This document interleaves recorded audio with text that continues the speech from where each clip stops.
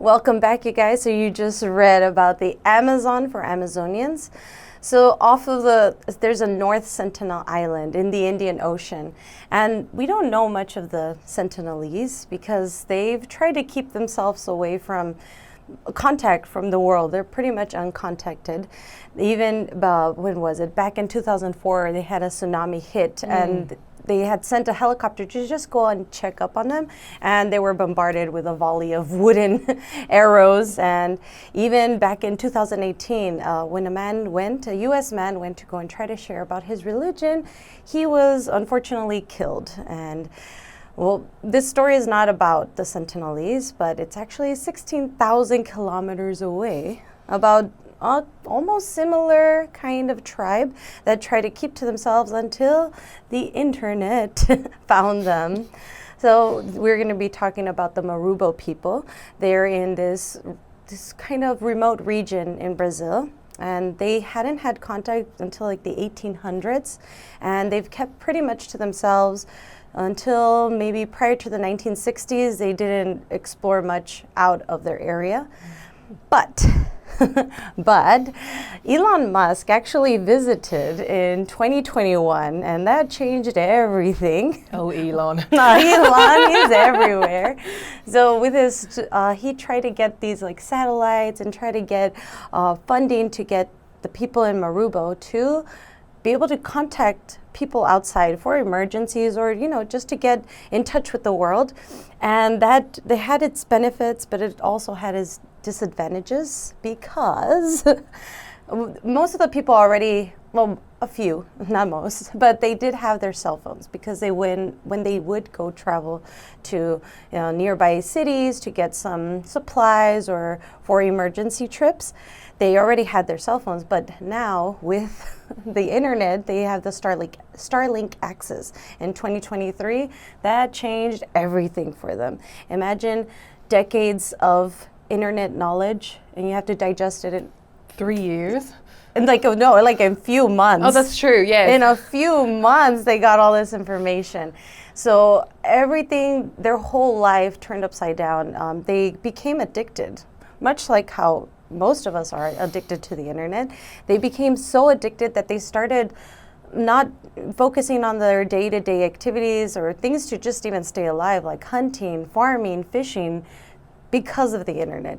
Some of them even took a liking to internet porn, and it got so bad that people were saying like, we need to maybe take away their access, because it is, taking away from their traditional ways, more conservative values. These people, they would perform like traditional, lots of spiritual rituals, and the way that they would, maybe find some peace would be like taking hallucinogens to like get in touch with the spirit world. But that's all out the door. One of the benefits that these people have been seeing is that it does save lives. So although they are addicted, it does save lives, because they are much more capable of getting help when people are they need emergency care. But, many people are against them having the internet. They're like, please do whatever, but don't take our internet away. Much like most of us would be. Yeah.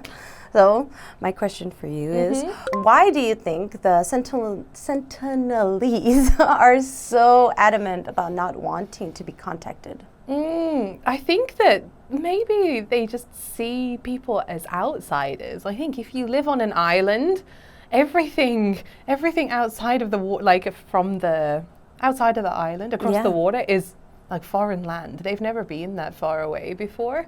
And so I think maybe it's a little bit like when young children from like a foreign country first meet someone who looks different than them, the immediate reaction is stranger danger. Yeah. And then the curiosity comes. So I think that when people visit them, their immediate response is, these people are like coming to get us. I don't think they have the forethought to think, okay, maybe they're helping us, because maybe they have like traditional writings or like stories passed down from generations of like people that have come to visit, being like, okay, avoid people that look like this because they are a danger to our island. So I think that's why. It might go back to like, it's very innate in us to want to just stay with our people and like animalistic. You stay with your tribe and you see somebody from another tribe, you don't know what they want, and it's better to just keep them at a distance before they hurt you or try to take your food or hurt your family. Yeah, right. I think so. If you were a member of a tribe such as the Marubo, do you think you would want to stay in your village, or would you hope to move to like a big city or somewhere else to live a modern life? I think maybe pre-internet, if your village is all that you know and that kind of local area, I think it would be very normal to want to stay. But I think, as you said, they had a very short time to digest everything that the internet had to offer. So if you see like big cities, like glitzy apartments, you might think, okay, this is a lot better than living in the jungle. Yeah.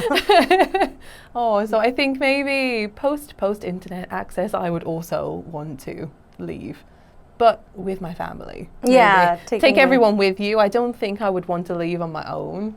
Yeah. Well, I mean, even for me, I think coming from kind of a small city and then seeing what the world has to offer, how amazing Korea was, I was like, I want out. I want to go there. I want those high-speed subways. I want the accessibility. I can attest to that too. So I think if I was in the Marubo village, I would, bye, I'm going. I'd come back and visit, bring some souvenirs every now and then. Family, let's go. Yeah. We're going on a walk.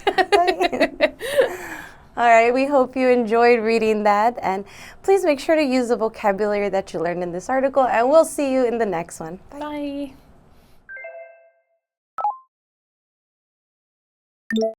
Uncontacted. Uncontacted.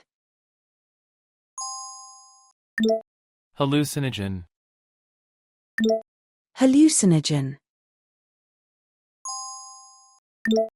Prevailing. Prevailing. Constellation. Constellation. Take a liking to something. Take a liking to something.